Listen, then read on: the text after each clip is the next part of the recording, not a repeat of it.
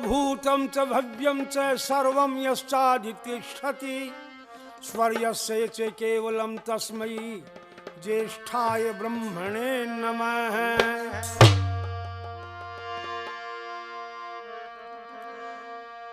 तेरी माया का वेद किसी ने पाया ना, तेरी माया का वेद किसी ने पाया ना, तेरी माया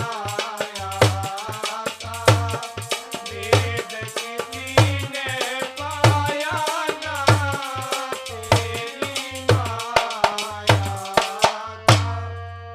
तू करता है सृष्टि का, तू ही धरता है सृष्टि का, तू ही धरता है सृष्टि का, तू ही हरता है सृष्टि का, तू ही हरता है सृष्टि का। तेरे पग हाथ काया ना, तेरी माया का वेद किसी ने पाया ना, तेरी माया का। तू फल फूल में व्यापकी, तू शाखा मूल में व्यापक, तू शाखा मूल में व्यापक, तू पत्थर धूल में व्यापक, तू पत्थर धूल में व्यापक। पर कहीं दृष्टि आया ना, तेरी माया का वेद किसी ने पाया ना, तेरी माया का।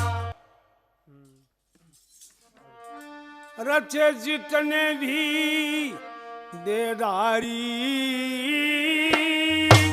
सकल हर एक की न्यारी, ओ सकल हर एक की न्यारी, करी कैसी चित्रकारी, करी कैसी चित्रकारी।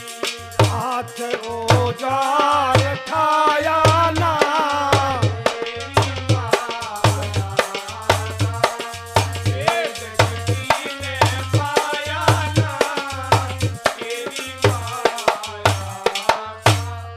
श्रेष्ठ शुभ ओम के नामी, निरंजन नित्य निष्कामी, ओ निरंजन नित्य निष्कामी, चराचर विश्व के स्वामी, चराचर विश्व के स्वामी।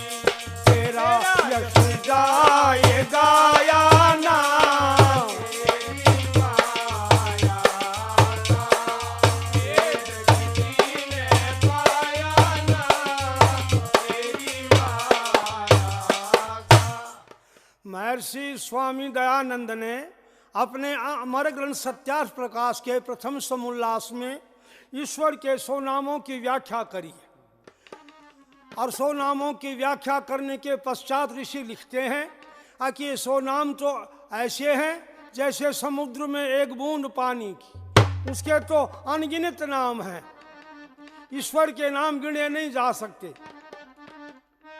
गौणिक, कार्मिक, स्वाभाविक असंख्यों नाम हैं, लेकिन फिर ऋषि जी लिखते हैं कि मुख्य नाम एक ही है। और वो बताया ईश्वर का मुख्य नाम ओम है। हम वेद, शास्त्र, उपनिषद, गीता, स्मृति उठाकर देखते हैं, पढ़ते हैं, तो वहां भी ओम को स्थान दिया है कि ईश्वर का वाचक ओम है। और देखते हैं जितने भी ये लोग देवी देवताओं की आरती करते हैं या उनके नाम का जाप करते हैं तो ओम पहले बोलते हैं। जय शिव ओमकारा, ओम नमो भगवते वासुदेवाय, ओम नमः शिवाय आदि आदि। और सरदारों को भी देखा, वो भी एक ओम को ही मानते हैं, एक ओमकार। और गीता में श्री कृष्ण भी कहते हैं कि ओम मित्येकाक्षरम ब्रह्म है व्याहरणम मामनुस्मरण। उस प्यारे प्रभु का नाम एक ओम है। और जो ये देवी देवताओं की आरती आपने सुनी होंगी, आरतियों में भी पहले ओम को बोलेंगे, जय शिव ओमकारा।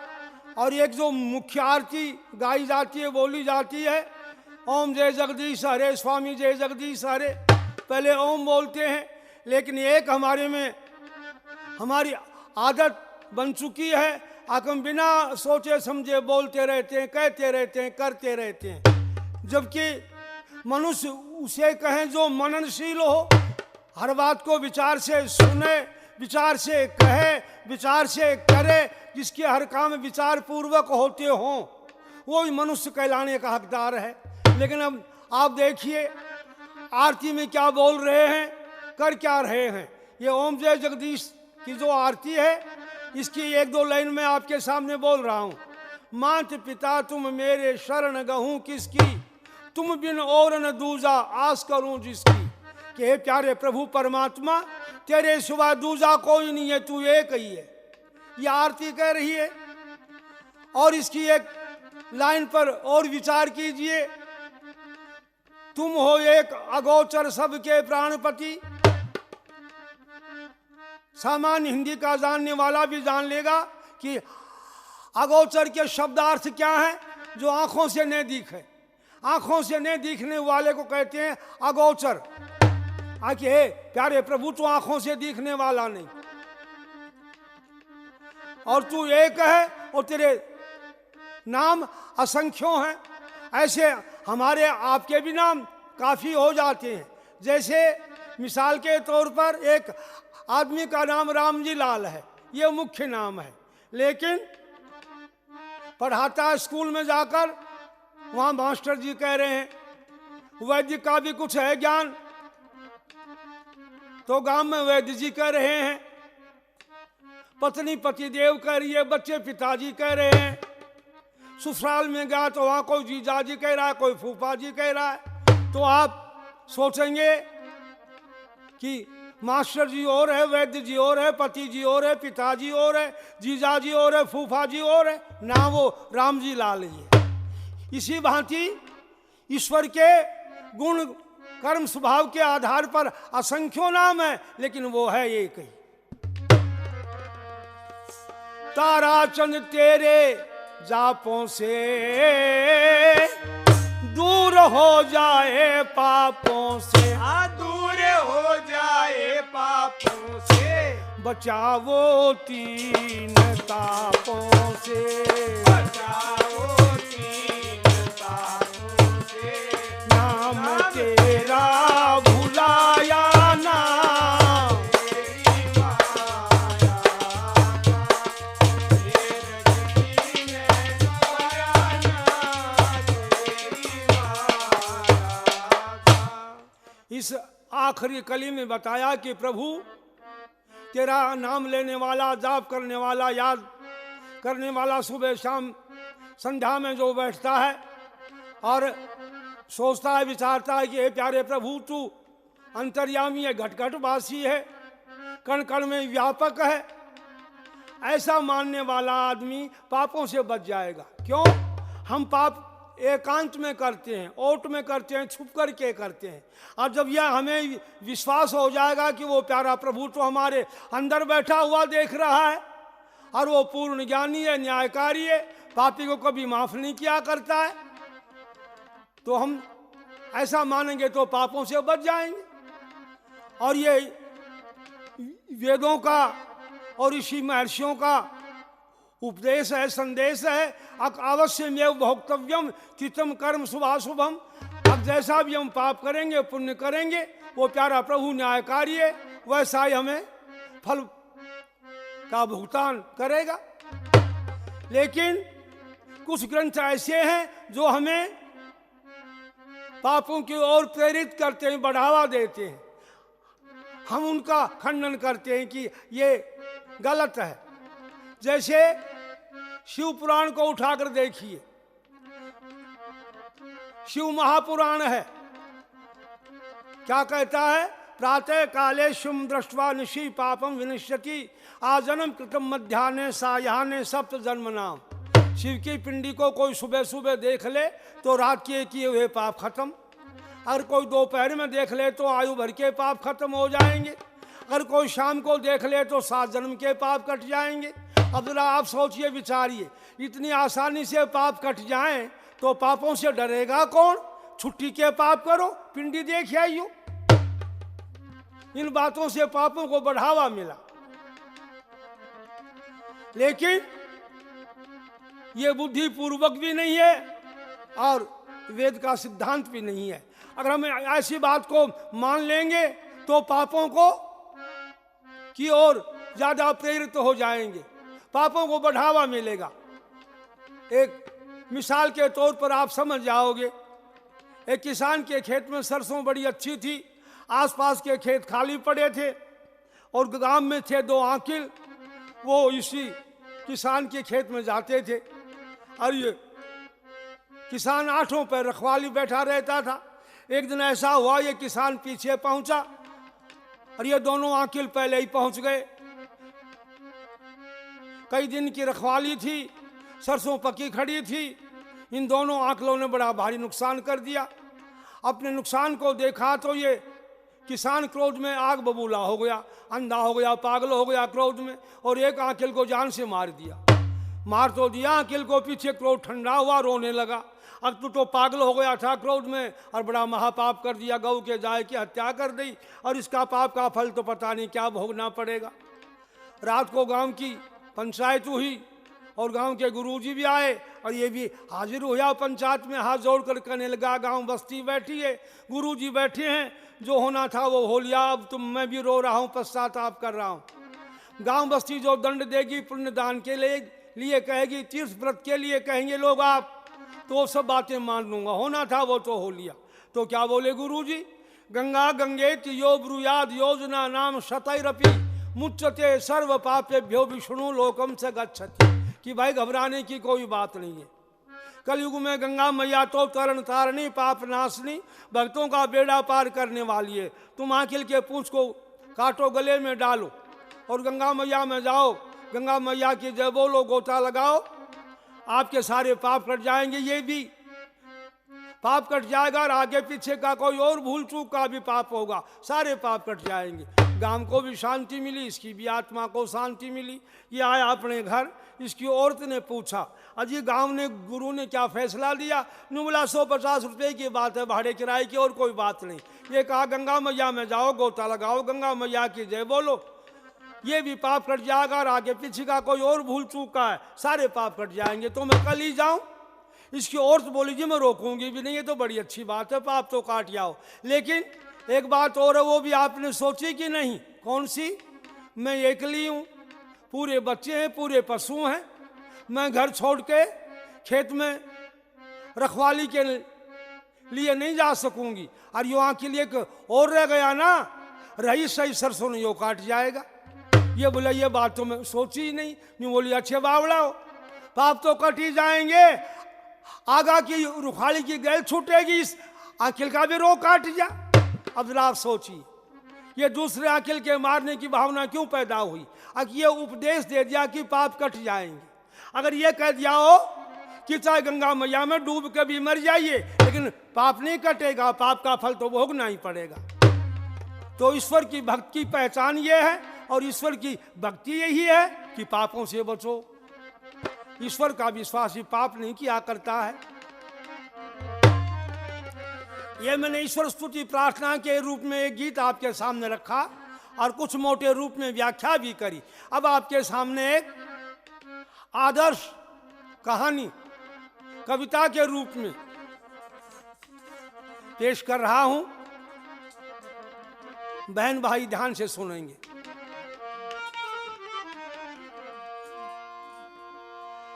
केसरी सिंह था नाम भूप का, सहला नगर राजधानी थी, सहला नगर राजधानी थी।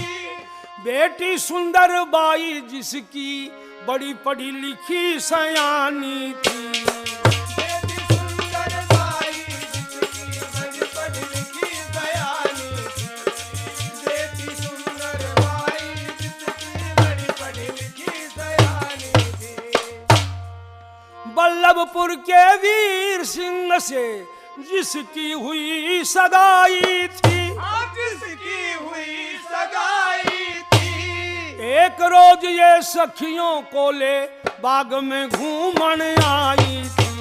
एक रोज ये सखियों को ले बाग में घूमन आई थी। बाग में घूमन आई थी। ये बाग में घूमन आई थी। महाराज केसरी सिंह सहला नगर में राज्य करते थे। महाराजा के एक राजकुमारी थी, इसका नाम सुंदरबाई था। नाम भी सुंदर था, रंग रूप की भी सुंदर थी। सुंदरबाई की सगाई बल्लभपुर के राजकुमार वीर सिंह से हो जाती है। अब एक दिन का जिक्र सुनिए। सुंदरबाई अपनी सखी सहेलियों को लेके बाग में सैर करने के लिए जाती है। सखी सहेली ओ कवेली मिला हाथ में हाथ चली। बाग बीच में सैर करण ने मिल करके सब साथ चली। सखी सहेली ओ कवेली मिला हाथ में हाथ चली।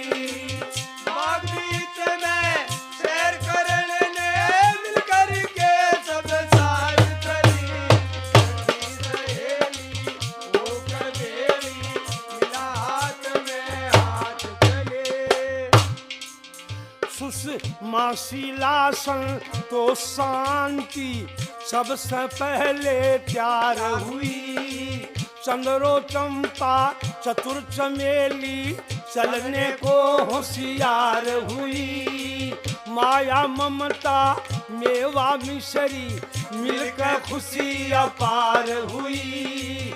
सब सखियों के संग में सुंदर सूरज के उनियार हुई।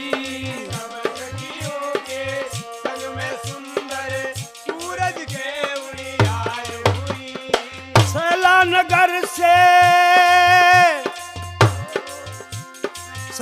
नगर से बार हुई मिल करके एक जमात चली। होकर बेली मिला हाथ में हाथ चली। बाग बीच में सैर करने ने मिल करके सब साथ चली। सखी सहेली होकर बेली मिला हाथ में हाथ चली। बाग बीच में पहुंच गई, वहाँ गीत सुरीले गान लगी।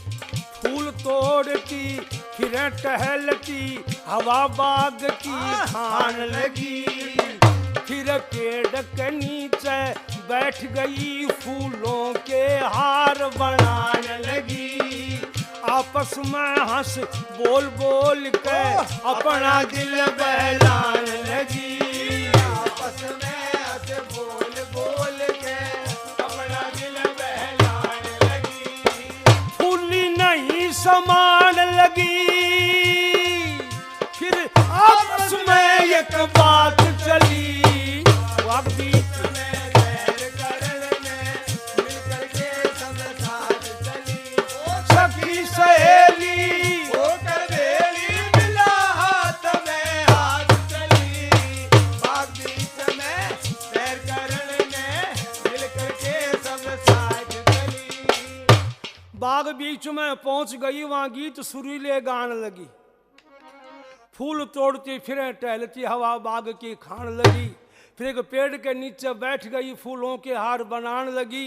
आपस में हंस बोल बोल के अपना दिल बहलान लगी। फूली नहीं समान लगी। फिर आपस में एक बात चली। छोरिया में एक बात चली। क्या बात चली वो पीछे बताऊंगा। उससे पहले एक और बात सुन लीजिए। सुंदरबाई की सुंदरता देखिए और मेरे भजन की विशेषता देखी। थी सुंदर की सुंदर शान, सुंदर सुंदर बोल थी। सुंदर की सुंदर शान, सुंदर सुंदर बोले थी। ओ सुंदर की सुंदर शान, सुंदर सुंदर बोले थी। सुंदर वस्त्र सुंदर अंग में, सुंदर वस्त्र सुंदर अंग में। सुंदर सब सखियों के संग में, सुंदर सब सखियों के संग में। सुंदर पहुंची बाग दरम्यान, सुंदर डार सी डोल थी। ओ सुंदर की सुंदर शान, सुंदर सुंदर बोले थी।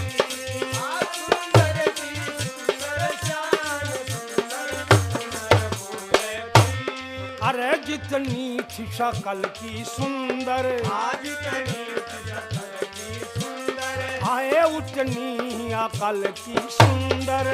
उतनी अकल की सुंदर। सुंदर प्यारी लगे मुस्कान, जब सुंदर मुंह खोले थी। ओ सुंदर की सुंदर शान, सुंदर सुंदर बोले थी। ओ सुंदर की सुंदर शान, सुंदर सुंदर बोले थी। सुंदर जूं तारों में चंदर, सुंदर तारों में सुंदर। सुंदर यूं सखियों के अंदर। सुंदर यूं सखियों के अंदर। ना सुंदर के कोई समान, सब सुंदर के ओले की। ओ सुंदर की सुंदर शान, सुंदर सुंदर बोले थी। आ सुंदर की सुंदर शान, सुंदर सुंदर बोले थी। तारा चंद बाग में सुंदर, तारा चंद बाग में सुंदर। हो रही मस्त राग में सुंदर। हो रही मस्त राग में सुंदर। सुंदर मिलकर लगरी गान, सुंदर रस सा घोले थी। ओ सुंदर की सुंदर शान, सुंदर सुंदर बोले थी। आ सुंदर की सुंदर शान, सुंदर सुंदर बोले थी। अब उनकी आपस में क्या बात चली छोरियों की, वो बात सुनिए। सुषमा शीला नू बोली नर, कितना जुल्म कमावे। आप बने सर ताज रहे, नारी को नीच बतावे। पैर की जूती बतला कर मारे से टहल करावे। हम बन कर के दासी रहती है, ना खातिर में लावे। बढ़ करके दासी रहती है, ना खातिर में लावे। हम कहती भी शर्मावे, क्या कहे जाए सब बात चली बात बीच में।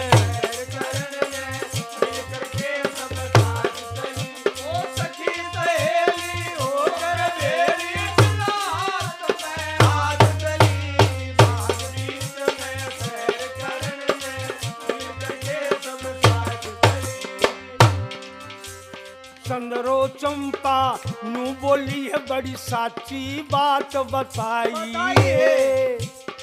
स्त्री जाति परमेश्वर ने कितनी बुरी बनाई है। झाड़ झाड़ स्त्री का बरी दुनिया कहती आई है। माया ममता नू बोली से सब तरिया कर डाई है।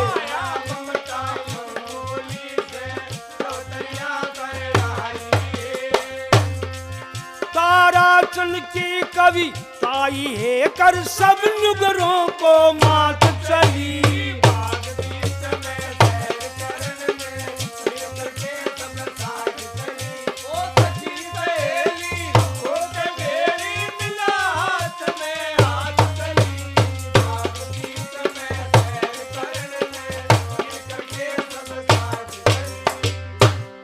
आपस में छोरी बात कर रही थी।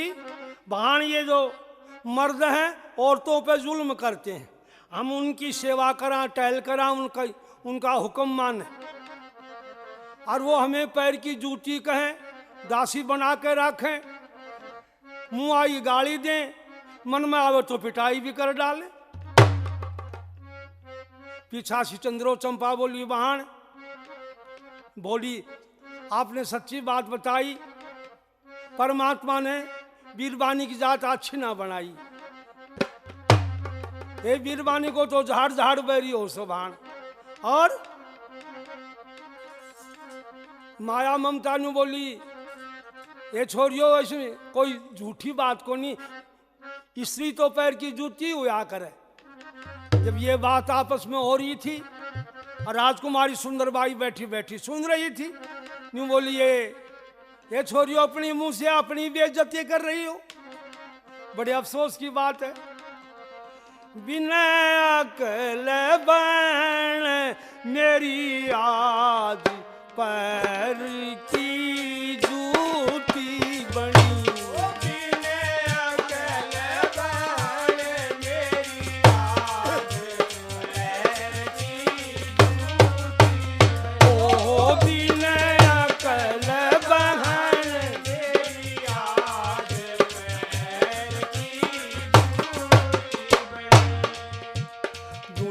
में इज्जत पाते हैं अक्लमंद नर नार, दुनिया में इज्जत पाते हैं अक्लमंद नर नार, बिना अकल अपमानित होवे भोगे कष्ट अपार, सुनो अब कहूँ अपनी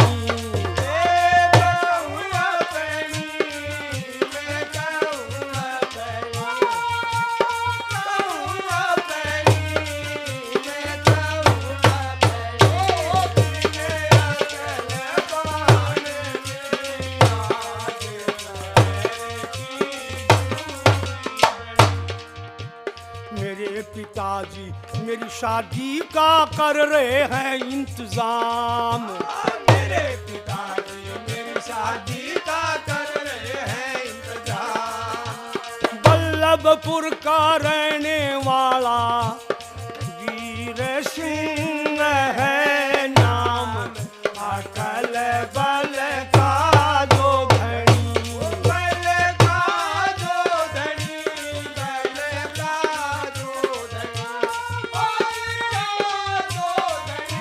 बल का जो धनी, बिना अकल बान मेरी आज पैर की जूती बनी।